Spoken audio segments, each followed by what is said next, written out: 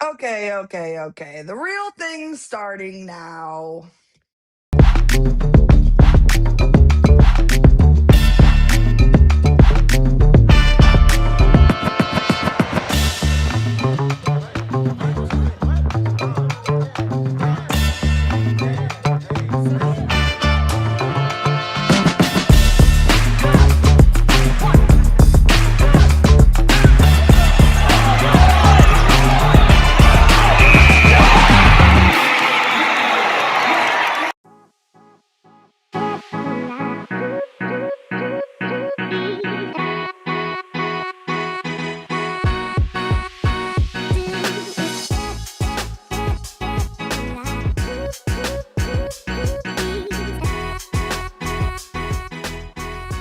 What is up, you guys? Welcome back to the PHX Mercury podcast. How long this thing is going to work? Your guess is as good as mine. Not totally sure. Uh, Considering I've been kicked out of this thing like 3 times in the last 5 minutes. But nonetheless, screw it, we ball. Welcome back to the PHX Mercury podcast. I'm your host, Erika Day. I'm joined by PG1, QB1, on and off the field, in and out of the studio, Stephen Pridgeon Garner. How the heck are you doing on this fine Thursday afternoon? I'm doing great. Basketball season for the W is right around the corner. Tomorrow tips off the season. Mercury season tips off Saturday. It's a lot of fun to look forward to. And I just hope we enjoy the basketball because there's been a lot of not basketball that continues to trump everything basketball related. Well, I can barely talk on this thing without, getting kicked out. So I'm really scared to even start a sentence. So shout out to Kevin for pushing the X's and O's, driving the bus, making sure this thing stays off the rails. Wait, I'm sorry, stays on the rails, not stays off the rails. That would be a drab. But anyway.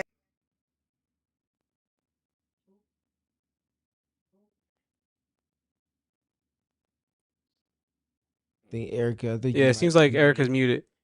Erica might be muted. So as we get that part figured out, squared away with everything, we appreciate everybody checking in, tapping in, watching. Hope you all are anticipating this historic 30th WNBA season to the same extent, if not even more than we are. There's a lot to get into. There's a lot of fun to get to. There's a lot of anticipation to kind of speak through, and that's exactly what we're here to do. I would get Kevin's opinion perspective on things, but he is tied down on the technology side. So I'll just go ahead and drive for this next handful of minutes. But I think some of the biggest things that we can kind of look at is media day. So before kind of calling into any clips or elements we might have, I'll just kind of speak open-mindedly just on what the impressions were for me. No different than training camp and the practices that I've been available or able to go to as far as availability goes. What stands out most about this team and continues to be something that is intriguing to me is the personalities. And it's a very loud, personality driven team, but I think it's all rooted in the right things. For one, when you have a 44 game season that you're now working with historic 44 game season, there's a lot that can kind of get stale or get a little bit dried out over the course of a season. Having the culmination of personalities that the Mercury have, from head coach Nate Tibbetts to players like obviously Alyssa Thomas and Kahleah Copper, DeWanna Bonner, throwing someone that's in the middle of the roster like Kiana Williams, Natasha Mack, and you can even throw in some of the newer players like a Shea Shesky, who just got her contract converted into a developmental contract. All of those players have a certain type of personality, and it's one that really just brings a different type of energy that sometimes some players are just not going to have it energy-wise on any given day. What can serve as a pick-me-up in many respects, and when you get to like maybe game 22 and the Mercury have a 2 games in 4 days or 2 games in 5 day stretch, and things might be getting just a little heavy on the energy side of things, and just kind of looking for a break in the schedule. And then you walk into the gym and it's Shea Carter or Shea Shesky that's giving you all of this personality and energy, and it's just kind of pushing you to be the best version of you that you have to give to the team on any given day. That stuff matters. It matters a lot. It matters more than a box score can show. It matters more than a contract numerically can show. And I think that gets back to the overarching thing that is as consistent as anything, and that's the people dynamic for the Mercury. We heard Nick Uren mention it yesterday in his media availability for on media day. We heard Nate Tibbetts mention it ad nauseum going back to last season. We heard Alyssa Thomas and Kahleah Copper both individually mention it. Sammy Whitcomb, Dewana Bonner, Valu Ayayi as well. Like everybody keeps coming back to, after mentioning other things unique to their personal experience, they also continue to all come back to speaking one common language, and that's starting with the people part. And when you value people that way, and when the people, because of the valuing of it, bring the best versions of themselves to the mix, you get a very unique type of atmosphere, unique type of energy, unique type of identity and culture that you're establishing about yourself. And I think, again, if we're going back to what makes teams sustainable at the highest winning level, having that people part nailed down to the extent that the Mercury have shown to have it so far over the last 2 seasons, or maybe even 3 seasons, depending on how you view Nate Tibbetts' first season, it says a whole lot about where this franchise is. So they're doing a really, really good job nailing the margins and being intentional about talent is awesome, but we always value the people part more than anything else, because that's going to be what gets us to where they ultimately want to be, which is a defensive-minded team who can also be elite offensively, but generally just have a sustained kind of middle ground that they're operating at. So I look forward to seeing more of that play out. I think they've done a great job with the roster that they've compiled for this season. And as we continue to find ways to get around the technology side of things on our end, I'll just kind of speak to the roster part. So the Mercury did indeed have their roster finalized today. This is roster cutoff day. And I think the biggest thing that I want to look at, as Kevin brings up exactly what I'm queuing up here, is you start with some of the names towards the bottom, but we can even start more so with the names that have an asterisk next to them. So we can go to the top. Monica Komakani and Valu Ayayi. So those 2 players have had their contracts partially suspended, and it's partially suspended just because they have FIBA ties that they're currently tending to still. Was not necessarily aware that Valu Ayayi would make an appearance for this past week in training camp and participating in media day, and then have FIBA ties that she would still need to tend to before returning back to the team. But I think the elephant in the room has been that Monica Komakani just hasn't been available for the team through training camp. Obviously, they know that she is competing for a championship at this present moment, and that this is no different than the situation she was in last season, kind of arriving to training camp a lot later on before ultimately being able to get to the court and then be available for the team. Nonetheless, I don't think they're panicking. I don't think they're in any capacity worried at all. And I think that could be gleaned as much as anything else from the way that Nate Tibbetts has kind of communicated things to the media whenever we've had questions about when they might be potentially expecting players to return stateside and then ultimately make their way to Phoenix to participate with practice, ramp up to game quality, and then being able to kind of contribute with the team. I think his messaging has been very clear, in that they're looking forward to that. And they also think they have enough in home at the present moment just to kind of navigate things well enough to get to a space where they ultimately want to be once everybody is back healthy and available. They're a lot more focused on the end goal of getting back to the finals and doing so with much more sharp and fine-tuned process pillars to play off of, a lot more than who's available or who might not be available early in the season.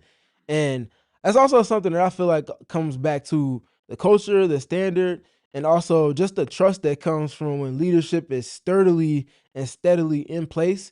You won't panic, you won't fret, you won't be anything less than confident about what it is you're working towards, because you know that your route to success is clearly defined, both in roles and in objectives along the way in doing so.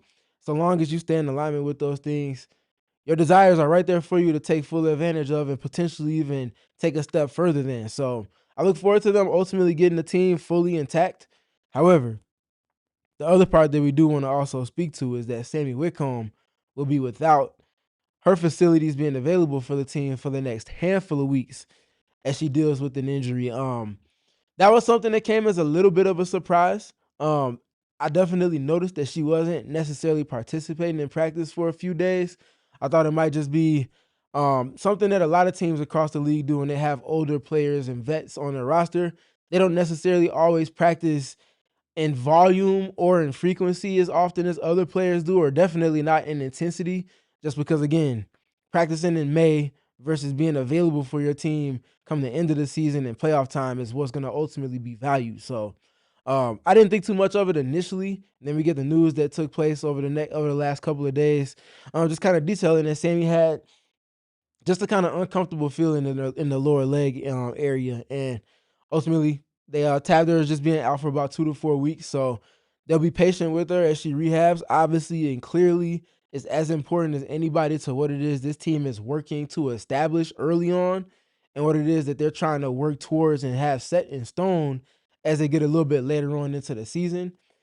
But this is just kind of it is what it is sometimes. I would rather the injuries, if any, have to happen. Some of those happen for the team early in the season, and you kind of just figure it out while learning more about other pieces in that kind of absence before you need them later in the season and then potentially not have their services. So work to do regardless. And I think them starting the season with 3 games in 4 nights, obviously playing on Saturday in Vegas and then Sunday in Golden State, and then the Mercury home opener coming on Tuesday shortly thereafter. Not the most ideal, but you would probably rather just have it, get a back-to-back out the way early, just be kind of thrown into the fire and start to learn more about yourself in an expedited fashion rather than having a little bit of guessing to do as you get through the first quarter of the regular season and you start transitioning into getting a little bit closer to All-Star break and things like that. So that's a little bit of the housekeeping. Other thing I'll bring up as well, some of the newest news. Shay Shesky got her contract also converted from training camp to obviously being converted to a developmental deal. But also in addition to her is Marta Suarez. Kevin, if we could go ahead and get the Marta Suarez graphic up as we speak to the recently drafted TCU Horned Frog alum. Marta was a player that came onto the scene as one of the more well-rounded players that can also shoot the basketball in her senior year at TCU. Transitioned to TCU, but with the desire of getting better and being more league ready than she was prior to then. And I think she struck that accord directly in her senior year season. With TCU, averaged 17.1 points per game, did so on 51.3% from 2, 37% from 3, and 89.2% from the free throw line. So a 51.3, 37%, and 89.2 modern shot split. That is very good for a player that was a primary featured piece on that TCU Horned Frogs offense. And if you look past that, the shooting numbers on the catch really stand out. 38.8%. 38.8% for Suarez. That is very, very, very impressive. To do that, again, on the volume, but also with the intent or the attention that comes with a player that has her type of versatility, if you will, says a lot about where she is, says a lot about what translatable skills she is going to be bringing to that developmental roster slot for the Mercury, and something that the Mercury can look forward to seeing in some capacity down the line, potentially after this season, as the Mercury make more maneuvers and make more decisions pertaining to the roster going forward past her rookie season. But I think another thing that aligns directly with the Mercury, she's kind of a 3-4 tweener, so that helps a lot with the positional versatility. She does bring positional size. You also saw that she averaged north of 2 offensive rebounds per game as well. And that in particular is something that I think also directly aligns with the Mercury because, like we talked about on our last episode, the Mercury do have a little bit more of an emphasis on trying to dictate the possession game a little bit more, find the opportunities for offensive rebounds a little more purposefully or a little bit more intently than they did in last season's run that got them to the finals. Marta being a player that comes in with that positional size that I just got done speaking to naturally allows for her to slide in and have a couple of league-ready skills that I think will be there once her time comes and get an opportunity on the league stage, but also help her kind of carve out a niche and kind of clearly define it as something that gives her a route to success with the Phoenix Mercury. Offensive rebounding, that catch and shoot ability And then the last one that I'll mention remains to be seen on the W stage, and I think it'll come with time. I think it'll also help that she'll be with a team that has an emphasis that the Mercury do on moving the basketball like they do. But averaging north of 2 assists, that's not something that you stumble into. She can do some hub things in terms of dribble handoffs. She can make some backdoor passes at times. She can go get a paint touch and kick it out to a shooter at times. It's a matter of how well those things do translate to the WNBA stage. But I think that Marta is a great get for the Mercury after Marta was ultimately waived and the opportunity presented itself for the Mercury to be able to kind of bring her in on that developmental deal. I think all of those things matter a whole lot.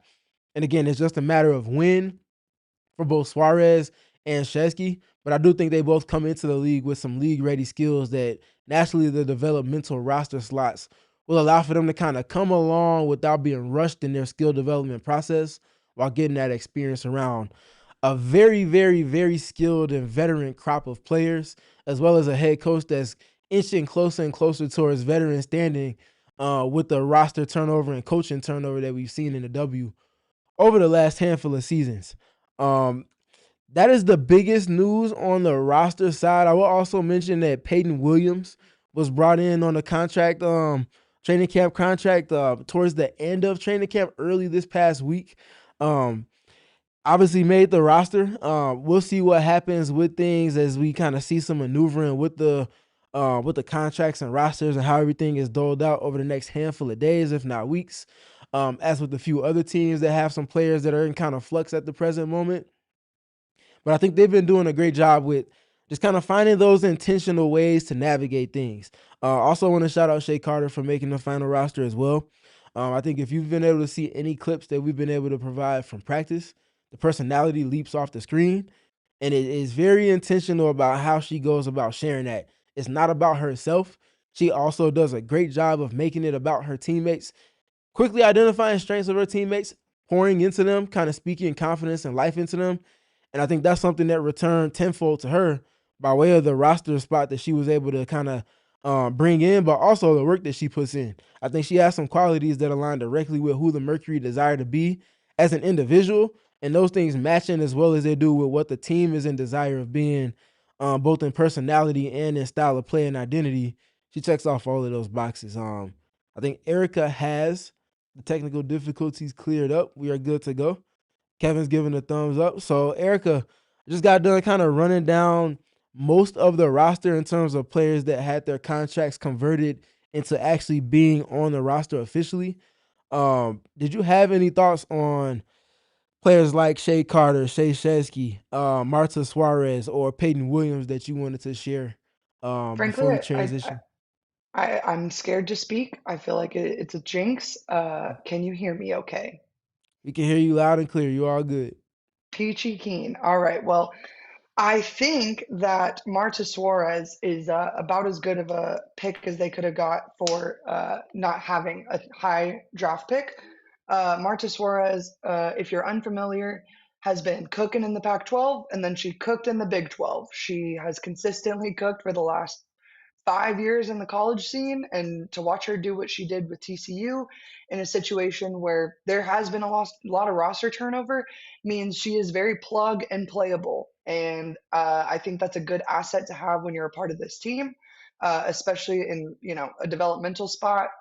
This is obviously everyone's first year kind of working through the developmental spot and what that exactly means in the long term of the season. But that said, like she should get some sort of opportunity, and I think it's a good spot for her to be in. I have to say this, like a year ago, I don't think she gets on a roster. And so I think it's good for her. It's good for the Mercury. It's good for all parties involved.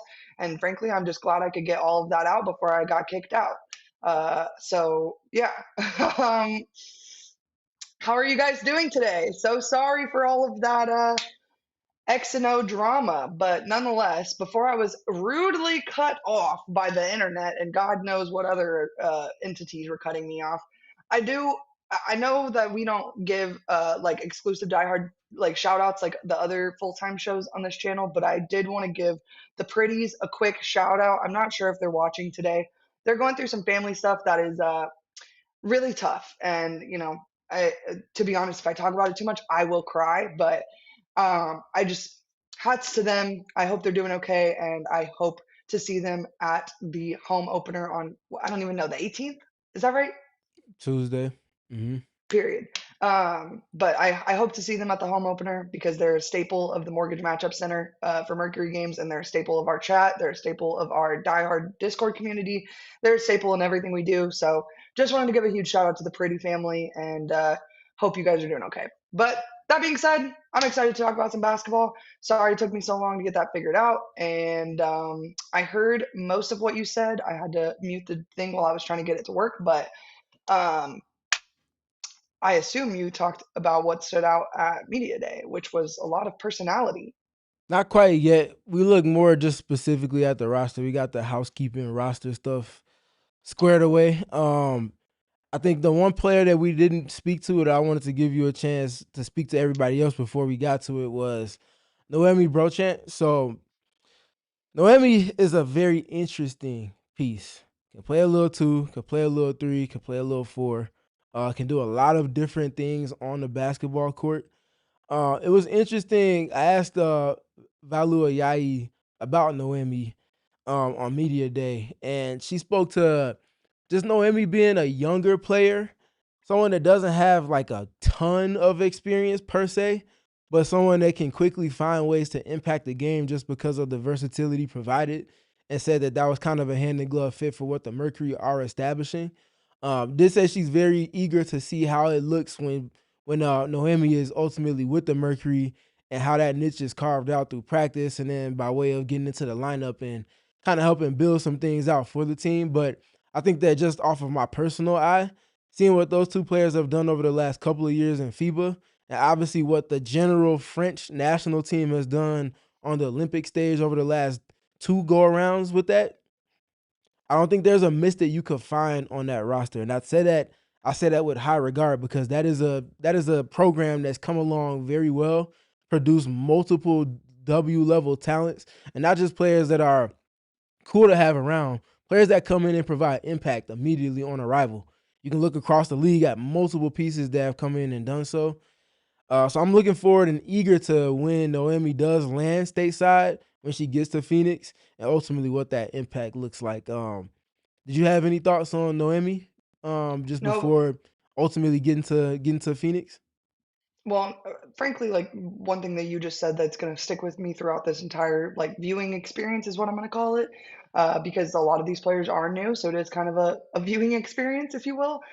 Is like the versatility is something that the Mercury scouts have been able to find in more ways than one, and like I hope that everyone has. I hope the Mercury has kind of earned your trust in terms of being able to scout overseas talent and bring them in and then give them meaningful minutes and then, you know, fit them into the rotation where it makes sense. And I don't think that this situation is going to be much different. Obviously, like, I think, you know, everyone was pretty nervous about the point guard situation in 2025 and what that was going to look like. And that played out, I mean, more beautifully than anyone could have ever imagined with Monique Makani. So I think, you know, looking ahead, you just have to hope that all of these other, you know, overseas players kind of play out in the same way, that it's a hand and glove fit like you said, and that it works on paper and it works on the court as well. And yeah, so I'm excited. I'm really eager for Saturday, to be honest. Like you said before I was rudely interrupted by the internet gods, there's been a whole lot of conversations about things that are not basketball, pictures and God knows what other things on this planet of earth. And you know, I look forward to tomorrow when there's actual hoops to be discussed and the think pieces will actually be about the product on the floor. I, as much as I love a think piece, I hope that they remain basketball related within the coming weeks because that is really the value of what we talk about. You know, I'm going to talk about the vibe of Kahleah Copper here in like 10 minutes, but I think it's a lot different to talk about. You know, even I'll really quick, like even the Nafisa Collier interview situation, like I don't think it's fair to, you know, speculate on whether she's staying or going next year when she hasn't even played a game with the, you know, Lynx this season. We don't even know really what the Lynx are going to look like on the court this year. So how can you speculate that she wants to leave to hunt a championship when you don't even know what that product is going to look like this season? So I think there's a lot of unfair, not necessarily accusations, but speculation happening in and around the W right now. And I hope that that climate kind of changes as we move forward into actual basketball, meaningful basketball being played. I totally understand, it's preseason. Everybody needs something to talk about. Everyone wants a click, but at the same time, the basketball is the most clickable thing about this entire thing. And the basketball that we're about to see is exciting. Hopefully, there's, not 40 free throws in every single game. That's really the only thing that I hope for. But I hope for good basketball and not 80 whistles a game. You know what I mean, Steven? I do. I'm hoping for good health for everybody too. I'm tired of talking about injuries so frequently. Last season was enough on that front. Hoping that it strikes a good accord for everybody and we can see the best product on the court every night, especially through the playoffs. Want to emphasize that part too. I imagine you spoke about the Sammy Whitcomb absence. Perfect. Awesome. Thrillifying, thrillifying. That the injury isn't thrillifying, but the fact that Steven already took care of that housekeeping item really quickly for all of us. I think we should talk about Alyssa Thomas at Media Day, and then after that, we'll cut to a quick ad break, and then we'll finish this out here on the PHNX Mercury podcast. That sounds like a great plan to everybody involved in the situation. For sure. Peachy, peachy, peachy, peachy, peachy, peachy. Now, when I was watching, the press conferences yesterday, and I didn't go, I was not there, and I unfortunately had to work, and I made every single one of my coworkers watch all of Media Day, which is borderline harassment, but that's okay. Um, Alyssa Thomas, not only is what she says so casual, but it's almost like her game is perceived as casual these days. Like the triple doubles are just normalized, and the pace that she plays at, the defensive level and caliber that she plays at is it's just regular. It's just what we've come to accept and know of her. But I can't express this enough. Like I was reading Nikias's WNBA preview earlier today. Everyone should go read that. When Nikias Duncan puts out an article, you go read that. That's how this works.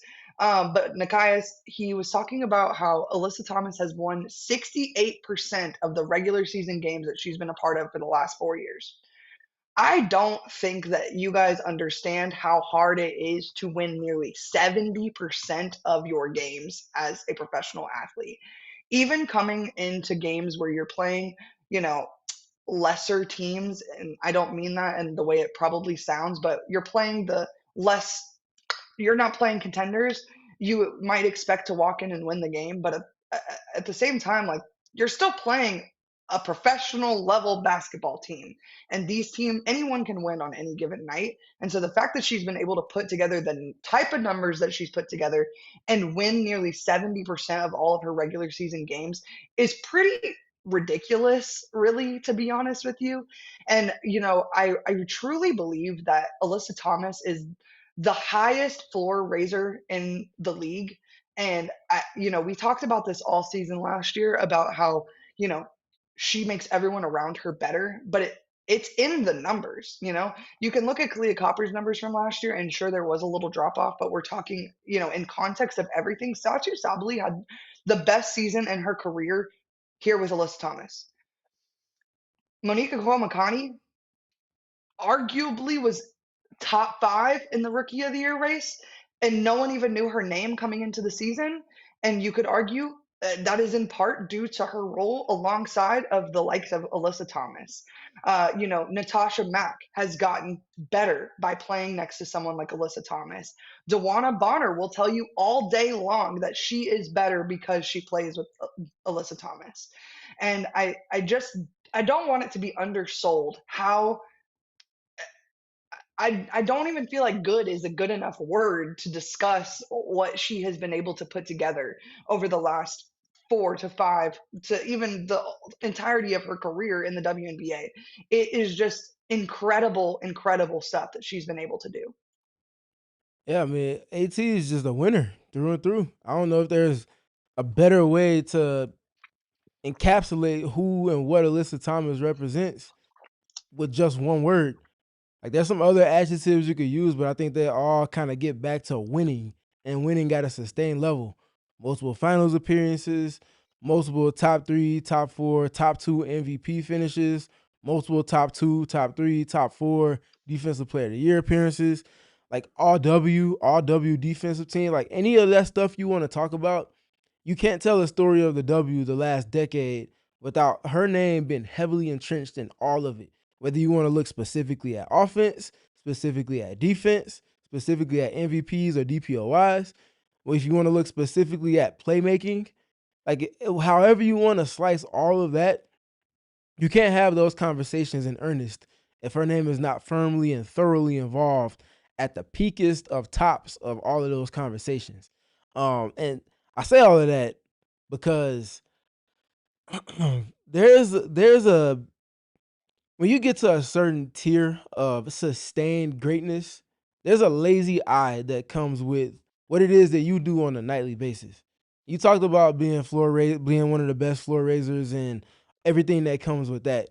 I go back to middle of the season game, maybe a couple weeks or so before All-Star break last season. The Phoenix Mercury are welcoming the Minnesota Lynx to town. It's camp day. So it's a little bit earlier of a game. You got the schedule adversity that comes with that. In addition to that, who's not available for the Phoenix Mercury in that game? No Satu Sabali, no Kahleah Copper. So you imagine you're going against a fully healthy and kind of rhythmic type of Minnesota Lynx team at that present moment in the season without having all of your horses to go to war with. No complaints. Roll up the sleeves and get to work. And that's exactly what Alyssa Thomas does. It's through and through the best player on the floor.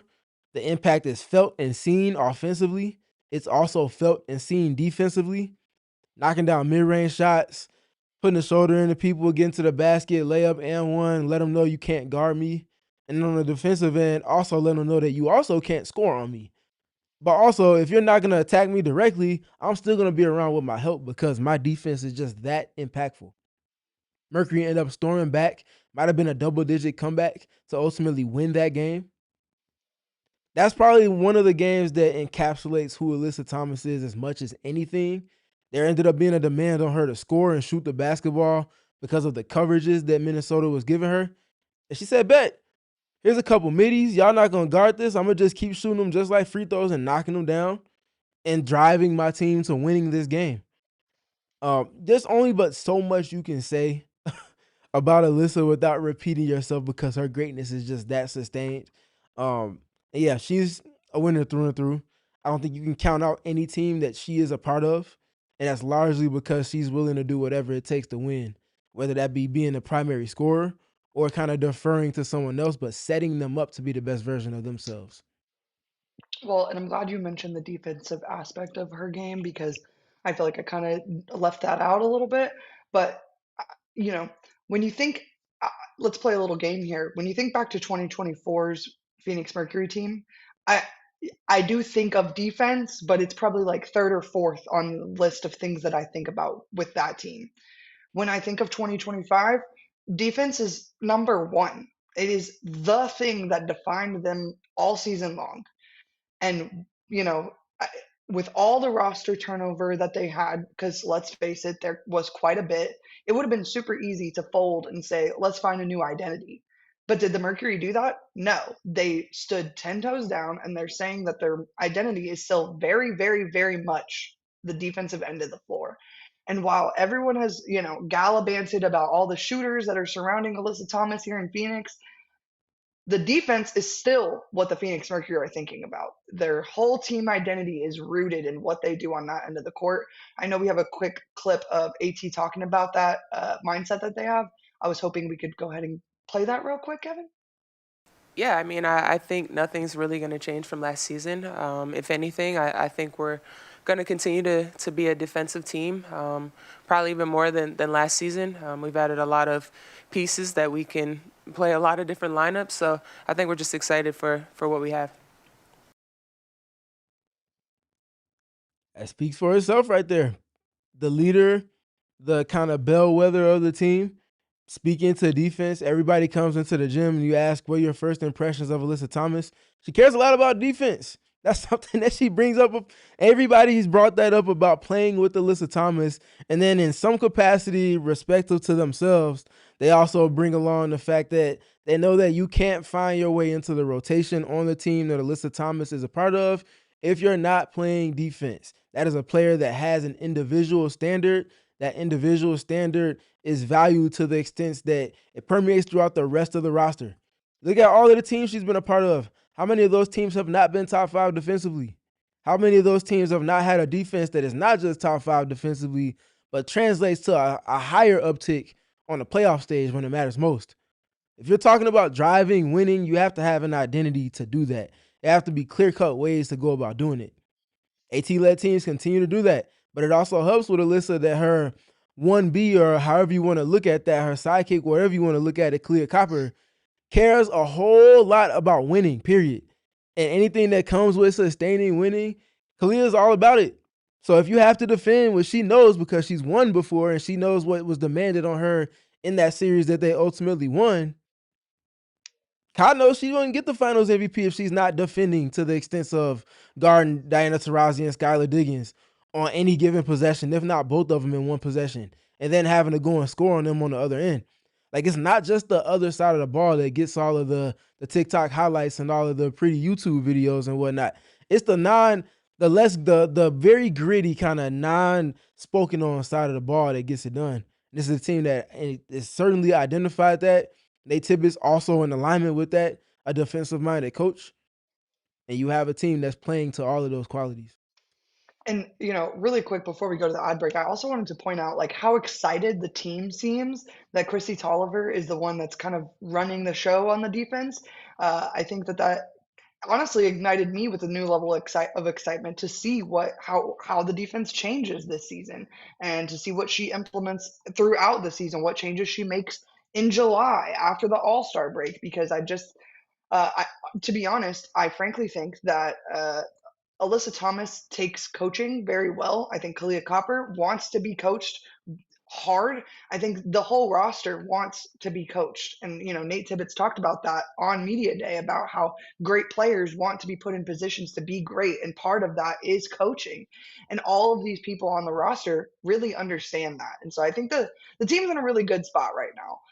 I'm going to talk about, oh my goodness, Kahleah Copper after this quick break here on the PHNX Mercury podcast. But nonetheless, like, I think the Mercury might be in a better spot right now than they were in May of 2025, just due to the pure caliber of Kahleah Copper's injury and what that meant in the long term for the Phoenix Mercury, and how that will play out this season. I truly, truly believe they are better positioned today than they were if we were to go back to a year ago today and look at the roster. So all that to say, we're going to take a quick break here on the PHNX Mercury podcast, and then as soon as we're done, we're going to talk about Kahleah Copper and what she can do for the ceiling of this team. Guys, do your research. After a serious injury or accident, the lawyer that you hire really does matter. That's why so many people in Arizona turn to Mark and Alexis Breyer, the husband and wife law team. Phoenix is home for them. It's where they raised their 8 kids, built their practice, and focused on helping families through some of the toughest moments of their lives. What makes them different? Their firm is 100% dedicated to personal injury and wrongful death cases, and they bring hundreds of years of combined trial experience to the table. They also have multiple attorneys who are certified specialists in injuries and wrongful death litigation, a distinction held by less than 1% of Arizona lawyers. And if your case needs to go to trial, they are ready. They're actual lawyers who know how to fight for their clients in the courtroom. They also make promises to every client. You'll always have access to your attorney. You can cancel the fee agreement at any time, and they'll be honest with you about both the strengths and the weaknesses of your case. If you've had a serious injury, call the husband and wife law team at 602-783-8841 or visit their website linked in our show notes below and tell them that PHNX sent you. I hope I never have to call them, but thank God we always have the phone number in our back pocket. 1AZ Credit Union is rooted right here in Arizona and invested in people who call this state home. My goodness. Their mission is simple: helping Arizonans live their best financial lives, whether that's buying a new car, starting a business, or planning for whatever comes next. And honestly, that's something that's important about doing business with people who actually understand the local community. Oh my goodness. Can I speak English on this fine Thursday afternoon? 1AZ has been serving Arizona for 75 years, and that kind of trust matters. With 25 branches across the state and an easy to use online banking app, accessing your money is simple no matter where you are. Plus, their branches are truly a one stop shop for your financial needs. Whether you need one on one financial coaching or help planning your future, or even something as simple as getting documents notarized, their friendly associates are there to help you. For a limited time, open a new checking account and complete qualifying activities to earn $350 in new member bonuses. Use code CHK-358. That's code CHK-358. Terms and conditions apply. Visit 1azcu.com for all the details. Woo! Every day I log in and they give me some new ad breaks and I have to re-memorize something insane. But nonetheless, shout out to all of you guys for being in the chat. Be sure to leave a like, 5-star review wherever you get your podcast. Subscribe to PHNX Sports while you're here. We have podcasts on the Mercury, on the Suns, Ayo. We have podcasts on the Cardinals, the D-backs, which I actually just made my first ever cameo on accidentally about 1 hour ago now. So be sure to subscribe, become a diehard. I will argue that we have literally the best Mercury community in the state, maybe in the country. I don't know how far the Mercury community spreads, but I know here in the Valley, the diehards are just chef's kiss. So shout out to you guys, and thank you guys all for being in the comments today. I'm really excited to talk about Kahleah Copper. And to be honest, I went back and watched our media day pod from last year, and I'm pretty sure I said this exact same sentence, but this is the happiest I have ever seen Kahleah Copper look, especially at a media day. Kahleah Copper, while she, I think, loves the spotlight in a certain level of sense, I also think that she doesn't love, like, for example, meeting with the media. I don't think is her favorite thing in the entire universe of the world. I think it's fair to say that it's probably not most of, professional athletes' favorite thing to do in the entire world. But when I tell you that Kahleah Copper looked so excited to discuss not only like the roster additions, the defense, her leadership here in Phoenix, everything under the sun that, has kind of developed over her last 2 years in Phoenix, she just looks like the most happy version of herself. And I can't express to you enough how exciting that is as someone who's watched her entire, trajectory change here in Phoenix and watched, how she's become like integrated within the community with the mural on the side of the road and all this, that, and the other. She has just really come into herself. And I feel like I could be wrong, Stephen, but I truly believe that we have not even seen the best version of Kahleah Copper that we're going to see in Phoenix. I really, really believe that this is the year for her. Obviously, she's coming off injury and she's probably feeling like she left something on the table last year in the finals. And we're going to play that video here in a second. But I mean, she's got tons of opportunity right now. Her usage rate probably isn't going to be as high as it was in 2024, but it should go back up a little bit at least with, one of the big three leaving at least. I think that we really are going to see a prime version of Kahleah Copper in 2026. Yeah, I think she has all of the things around her needed to be the best version of herself. And it starts with a coaching staff, but just a culture that can push her to her limits to get the best versions out of her. And to that point, I got to talk with her on media day just about how she's been challenged, where she's seen growth, and actually came to what I spoke to on our last episode, and even the first one that we did of the season. Just looking at what her 3-point shooting impact looks like. Here was everything that Kahleah shared with me on media day about that in particular. I know Nate probably talked about it a little bit, just about my shot profile. And I wasn't like really big on analytics, but just really understanding how I'm going to have success for myself, but also for the team. So he showed me some numbers of like shooting off the bounce, and I was like I had this kind of year, and I was like shooting like terribly off the bounce. I'm like, okay. So it was like a really big point of emphasis for me in the off season. So they've shown me some numbers that kind of shocked me.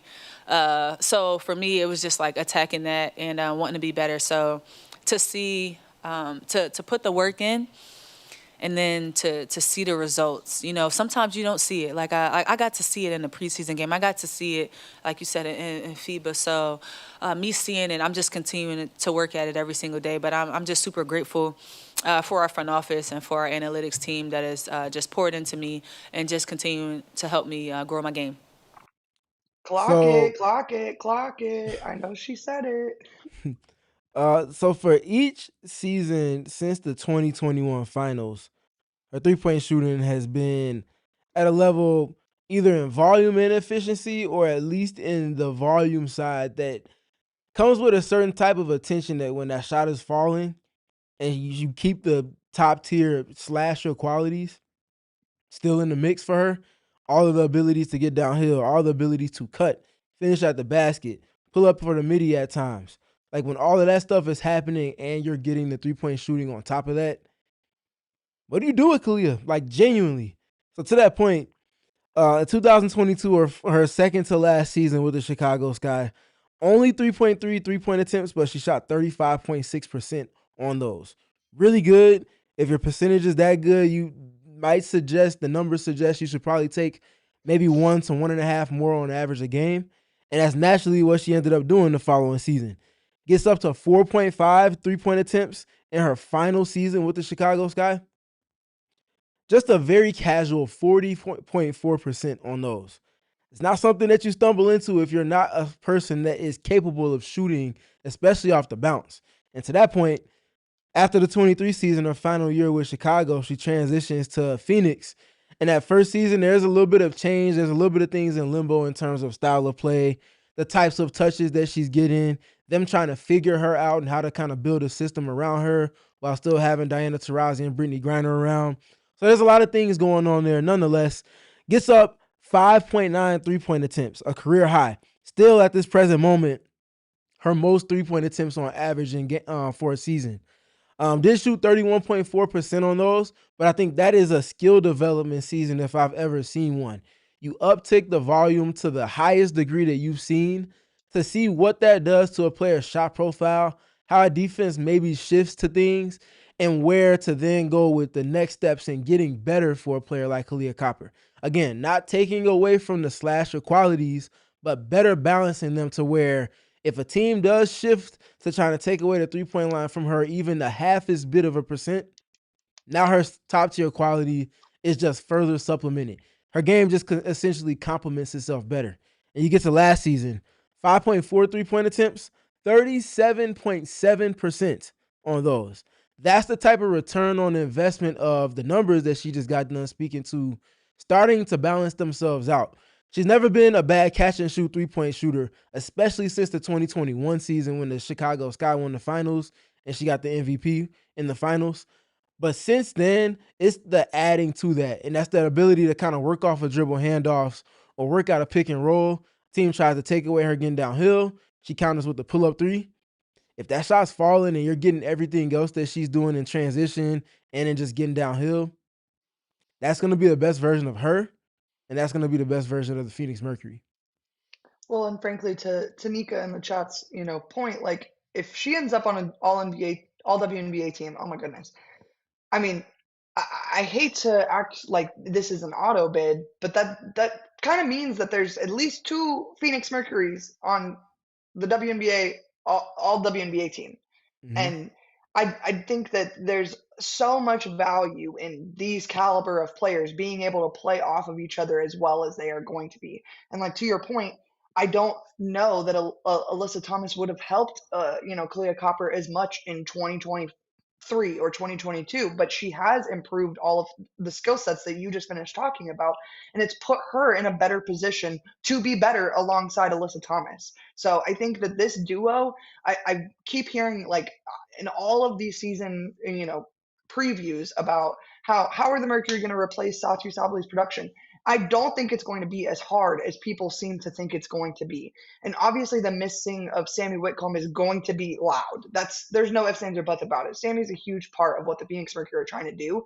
But I think to negate what Kahleah Copper has been capable of doing, and unfortunately wasn't able to do it to the extent that she probably would have liked to have done in 2025. I think she's going to spend a long year proving a lot of people wrong, and I think that's a good point. Good time to play this clip of her talking about the matchup on Saturday versus the Las Vegas Aces. Give her back the mic. Tell me what you think. I just got swept, right? We just got swept. Just swept. You would have some motivation too, right? That's big time. 1,000%. That's normal. That's just basketball. That's not even like for somebody to clip this and show it to Vegas. That's normal. So yeah, as a competitor, like yeah, because they could have played anybody else in the world, right? And then not in the world, but whatever. They could have played anybody. So yeah, it was definitely a hurt piece, to end our season like that. So yeah, like we want to get that one for sure. Hey, you almost made me crash out early on. I just have to say that when I was watching that in real time, I couldn't contain my barks. I mean, my poor coworkers, they didn't know what they were getting into when they decided to sit down and watch the Zoom call with me on the big TV in our office. But oh boy, did they after that. They don't really get to see my true personality all that often. So I'm glad that they were gifted that little nugget of joy yesterday. But I don't think that that mindset is only going to apply on Saturday versus Las Vegas Aces. I think that, when you leave a championship on the table, I heard AT say it yesterday, it's not necessarily a chip on our shoulder, but we know that there's more work to be done. We know that there's more for us to get. And, you hear DeWanna Bonner talking about how it's time for her to help get AT a ring. Like, these are all the aspirations of this year's team right now. And so I think to negate, them as a contender of any kind is unwise, to be quite honest with you. I won't necessarily sit here and call it uneducated, but I do think unwise is a very good word for it because, when you look at the genetic makeup of this team, the way they're coached and the way that they play for one another, I don't think you can count any team out that has this roster, that plays the way they do, that plays as hard as they do on the defensive end. And I can't see that this team isn't. I won't. It's May 7th. I'm not going to sit here and book their trip to the finals today, but to negate the chance of them being a top 4 team in the league is again just plain unwise. Yeah. Count out a team with Kahleah Copper or Alyssa Thomas, and especially with both of them. Count them out at your own peril. That's for you to deal with.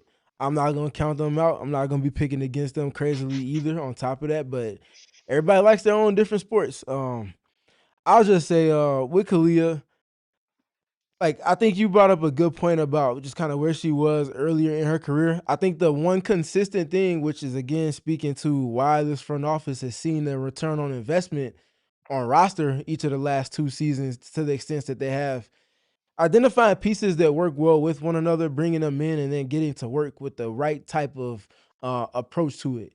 So you look at Kahleah Copper, 2021 Finals MVP, 2021 champion. What's the common denominator there? Candace Parker, all-time great playmaker, the true embodiment of point forward.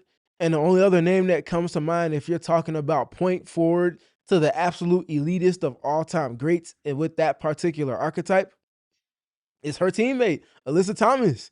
So it's not by happenstance or accident that they found way to bring Alyssa Thomas in to play with Kahleah Copper, and that they're reaping the benefits of playing with each other to the extent that they are, even after just one season doing so, where they were both kind of injured in different pockets, so they didn't really spend that much time together until the playoffs hit. And then all of a sudden, they turn into one of the highest assist combinations in terms of duos throughout the entirety of that playoffs. That's not by accident. That's a franchise itself identifying pieces that work well together, how to get the most out of Kahleah, but also get the most out of Alyssa. With Kahleah, you add AT, that's an offense in and of itself whenever they're in actions together. And with Alyssa, shooters. It's a very simple thing to build around Alyssa Thomas. I feel like Connecticut made that so much more harder than it had to be. And I feel like without saying that directly, and I'm not putting words in her mouth, but Alyssa Thomas has pretty much said the same thing. not that hard to build around a player that has the breadth of skill that Alyssa Thomas has. Put her with Kahleah Copper as well as with the shooting talent that they have around. That's everything. I think you make a great point. When you identify pieces that work well together, press the button. Hit the button over and over and over and over and over and over and over again. If you're not going to hit the button that works, people talk about if it ain't broke, don't fix it. Well, if it's fixed, don't break it. And so I don't, yeah, I'm very excited to see how that duo continues to rise in everybody's kind of minds because I think there's a lot of duos in the WNBA that get the respect that they deserve. I'm excited to see this one do the same thing. I'm very, very eager. I kind of want to talk about really quickly before we get out of here. But I'll just mention for one of the comments, um, no one said that Alyssa Thomas was the exact same player as Candace Parker. I said for archetypes, the style that they both play with for their respective teams, the Chicago Sky, oftentimes, especially in their finals run, were at their best when Candace Parker grabs a rebound and instead of outletting it to Courtney Vandersloot or Allie Quigley or Kahleah Copper, she just goes to initiate the offense. That directly flows into handoffs with Kahleah Copper, might flow into a handoff with Vandersloot or Allie Quigley. Candace might just go get a paint touch and spray it out to shooters or do it off of a post touch, dribbling herself into the post. Think about what happened last season with Alyssa Thomas time and time again. AT grabs rebound, AT initiates offense, Mercury score. Whether it's Alyssa Thomas doing it herself or her just grabbing the rebound, getting the paint touch, getting into a handoff with Sammy Whitcomb, Kahleah Copper, Satu Sabli, Monica Cole-McKinney, getting a pick and roll with Natasha Mack. Like this, it's the exact same archetype. Those are the two best players in that archetype to do it to the extent that they have. That's the only thing that we're bringing up in terms of what it is that they do the same. But the other thing is that they both unlock the absolute best version of Kahleah Copper, which is the premise of what I was kind of getting to with that. You can say that they're different players. I'm saying they're the same archetype of player. Yes, Candace could shoot better, but for as good as Candace could shoot in comparison to what AT was doing, AT has things that she can do defensively that's a little different than what Candace could do. They're the same type of player in terms of archetype and how they raise the ceiling of players around them like Kahleah Copper. I'm wondering if Kevin can get the clock it audio added to the soundboard, you know, so that when you're Yeah, cooking, I'm you're just like if you want to have conversations, we can do that, but don't be intentionally obtuse and taking things out of context. We can have conversations for sure, but don't do that part of it. That part is not it. And with that, I want to talk about the ESPN preseason power rankings. Is that okay? Oh boy. Now, listen, if you didn't know this, I actually cover two teams for All City Network, one of them being the Dallas Wings, the other one obviously being this fine franchise here in Phoenix. Uh, and, I have to say, the differences in coverage types from the national media is quite hilarious to watch because obviously I have to be tapped in with the Wings and I have to be tapped in with the Mercury, and to watch some of, and I'm gonna use this word again, unwise takes fly about what is going on here in Phoenix is quite humorous. And to be frank with you, the Mercury have so many players that WNBA fans are just not used to seeing.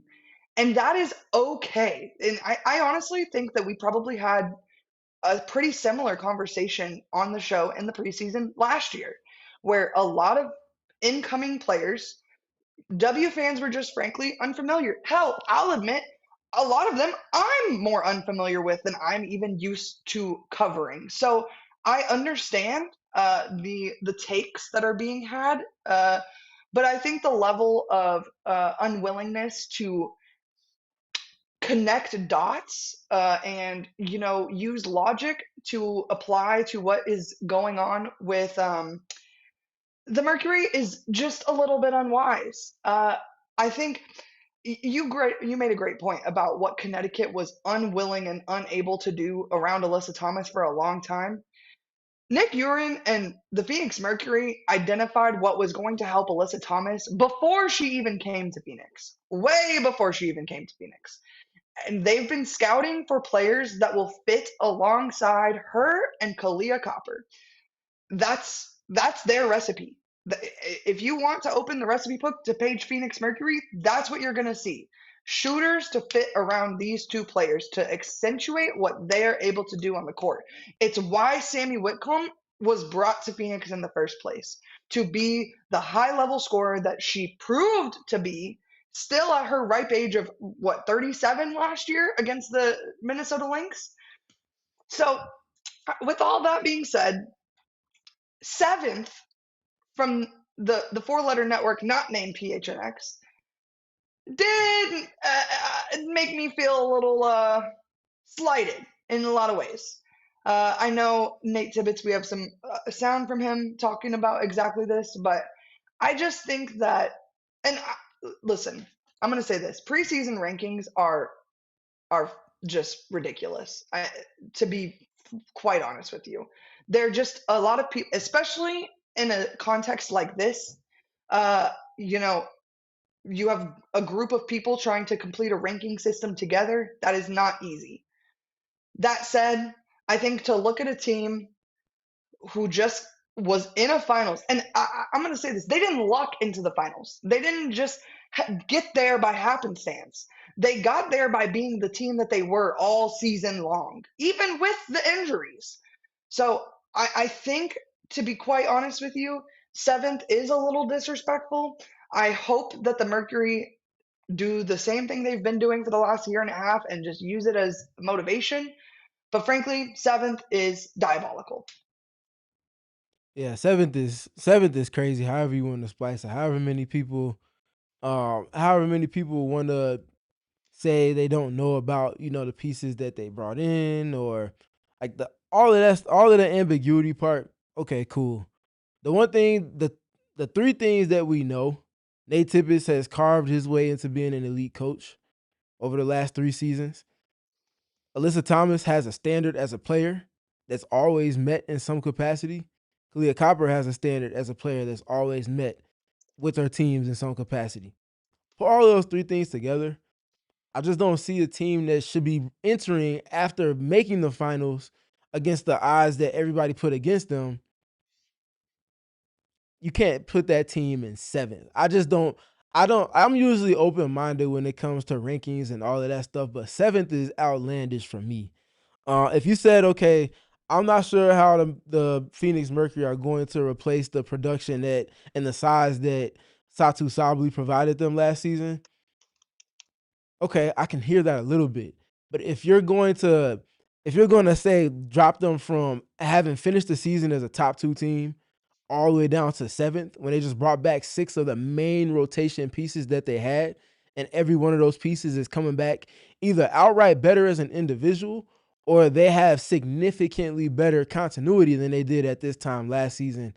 Like, I just don't know if the full context is being included with what it is that ranking is. There's teams that have a ton of new pieces around them that are ranked ahead of them, and you just don't even know what that's going to look like as those pieces come together and they go through some storms and adversity and things like that. Let alone what it's going to look like on the playoff stage if they happen to get to that stage. We know about a lot of things with this Mercury team, and for me, for a team that might just have the best defense in the WNBA this season, I just can't see them being 7th. That just don't sit right with me. Did Kevin just talk? That scared me. I don't. What is That's going crazy. on? It's Kahleah Copper saying T. That's crazy. Oh, is that the button? Oh my god! That's crazy.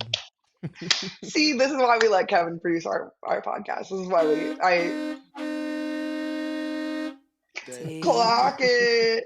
Oh man, that's just incredible stuff. This is why you come to PHNX Mercury podcast. Be sure to subscribe. Don't do anything else. Hit the subscribe button right now. Also, we're gonna play a quick audio clip here in just a second. But when this video is over, be sure to go to the channel. go to the videos, and there's a new Steven study all about the Phoenix Mercury there. If you want X's and O's, numbers, stats, this, that, and the other, what a perfect place to go get it. Steven's study. So we can continue to argue in the comments, or we can go get educated further via Steven's studies. That sounds like a really fun and awesome idea. That said, let's get this video of Nate Tibbetts talking about the preseason expectations rolling here on the PHNX Mercury podcast. I mean, Nick hit on it. We got to win every day. We got to continue to get better. Our expectation, I think, is always going to be bigger than what the national media thinks. No one expected us to be there last year. I saw this morning some national media picked us to be the 7th best team in our league. Like, when we look in the mirror, we don't see that. We see a team that's playing for a championship. And so we're not really worried about the expectation and what others think. We're just worried about us and getting better each and every day. And so far we've seen that in camp. And, there's going to be, days that challenge us, but we got to bounce back and come back with that championship mindset every day.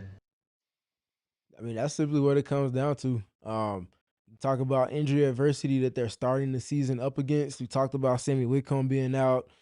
Talk about Valu Ayayi not being around the team just because of FIBA ties. Talk about Monica Komakani not being around because of FIBA ties. Noémie Brochant not being involved with the team at this present moment. They're not caring about that part of the things that they just can't control. They're focused on what it is they can do, and they're just going to go and figure it out. I think that's something that having a team with that mindset, like you can tell when teams are impacted by, man, this player's not around. Man, that player's not around. I wonder when this player is going to come back. They just double down on the work and understand that as long as they're checking off their boxes, like I talked about earlier in the show, the individual boxes that they have for their team that they're checking off, if they're doing those things on a daily, they trust that that's going to guide them step by step to where it is they need to be to ultimately returning back to the finals. And then at that point, it's just about how well are you clicking in comparison to the team that you're going up against. But again, I think for a team that has the cloth that they're cut from and the things that they've shown to address over the offseason, they wanted more size, they wanted more front court shooting. Both of those things I kind of talked about in the study. You can start to see routes to success that they're working to establish. And now it's just about how do those things come apart? When does the team come back fully healthy? And how quickly can they kind of find their stride with one another? I couldn't have said it better myself. I'm excited. I'm excited for the expectations that everyone has of themselves. I'm excited for the expectations we have for the PHNX Mercury podcast. We don't come on here just to gibber and yabber. We come on here to talk ball, and hopefully we walk away. I walk away smarter every single time. I hope you feel the same way. If you guys have any questions, become a diehard. Ask them in the Discord. Maybe Steven will address it in the Steven study sometime. It's a very educational place to be, and it always teaches me something. So if it can teach me something, who watches an absolutely egregious amount of basketball, I'm sure it can teach you something. Steven, before we get out of here, is there anything else you wanted to say before I hit the outro? I'll just say, again, there's a lot of non-basketball conversations being had. There's a lot of other things that are taking away the attention of the on-the-court product, which I would hope is the reason why people will come to watch basketball. I can kind of get convoluted just off of the ways that we see things spoken about and what takes priority in like interactions and whatnot on social media. Enjoy the basketball, enjoy the journey, enjoy the process for a team. It's not easy to go back to the finals again. I mean, Vegas won the finals a few years ago and didn't get back to this moment until this most recent season. And even that came in a kind of unprecedented manner, considering how well below their standard they were kind of halfway through the season and even 3/4 through the season before they ripped off 20 some odd games in terms of winning over the course of the end of the season. Enjoy the journey for the team. I think that's what will make you appreciate more than anything, just kind of the way a team goes about navigating things. Everybody can point to strengths, everybody can point to weaknesses, but enjoying and understanding how a team is working to address those things over the course of it, at least for me, is what really makes it enjoyable. And it also helps to kind of identify, okay, they did feel like this was something they needed to address. Or maybe they go and find a trade sometime during the season and they do that. But just kind of being able to understand what's going on with the team along the journey part is what makes it fun. I think even for Aces fans last season, They saw what wasn't working for 3/4 of the season, and it was defense. And then all of a sudden, Asia comes back. Their best player fortifies things. Everybody else buys back in. And then they look like a shell of the team that was the handful of games prior to then, find themselves back in the finals and find themselves back on the championship floats as well. So, again, just that journey part, man, even if it is a little bit rough or rigid at the start, that last season for the Aces should be something that everybody should be like, okay, if our team gets it together and finds their way, anything can happen. So enjoy the basketball. Please do that. I have some really exciting news before we get out of here today. Season opener in like less than 48 hours. And guess what? You get to see our shining faces right here on your screen once again. We got our first post game of the year hitting with you guys on Saturday. My 2 goodness. days. Yeah. Game time at 12:30, I believe. And bang, as soon as it's over, I'll be live from the studio. Steven will actually be live from Vegas. So that's super exciting. We're going to have boots on the ground. I'm real stoked. Steven, are we playing blackjack? I'm not playing. No. I hate to break it to you, but I'm sad that you even expected that. I didn't expect it. I asked. Oh, well, no. I didn't expect I it. felt offended that you asked me that. I figured it was a no, but anytime, what happens in Vegas stays in Vegas, and maybe you should play some blackjack. Play some basketball. You're not getting no blackjack out of me. Can we bet on it? No. Okay, fine. Kevin, you and I can have like a private bet. You know what I mean? Just like between me and you. It doesn't have to go on whatever I'm down. betting partner we have right now. Steven, you should go. You should go to the mob museum, though. You don't have to gamble there. It's cool. It's like Italian mob history. It's very cool. Very cool stuff out there in Vegas, either way. Appreciate you putting me on to that. Steven, you've been to Vegas, yeah? Yeah, I've been to Vegas, I think, once or twice, yeah. I've only been once. I learned one lesson, 3 days max. 3 days is the maximum amount of time in the city of Las Vegas. Facts. Whether it be for the weather or for the expenses or both. The airport there is, and maybe I was a one-off situation for me, but the walk to my terminal after my 4 days in Vegas was the worst pain I have ever experienced in my entire life, and this thumb is literally broken. So I just can't tell you it. That was such a painful walk after the final Pac-12 tournament. Well, I shouldn't say the final, but the final one that mattered. Whoa, sorry, that was really mean of me to say about Oregon State and Washington State. My bad. Nonetheless, we really appreciate all of you guys for tapping in. I appreciate Kevin for putting buttons on the soundboard at my request. Be sure to like, subscribe, 5-star review wherever you get your podcast, and we will see you guys on Saturday. Wait, I'm sorry, I almost forgot one thing. Follow me on Twitter at Erika Day. You can follow him on Twitter at StephenPG3. Gil has gone missing. Gil has gone missing, but you can still follow him on Twitter at GilMcGregor_. You can follow our incredible producer Kevin at KevoPost on the X.com, and then you can follow all of us hooting and hollering, shooting the stuff. I'm not sure if I'm allowed to say that other word. Shooting the stuff at PHNX_Mercury on Twitter. Until then, we will see you guys on Saturday for the post-game show following the game versus the Las Vegas Aces. Bye. We all silly like the mayor.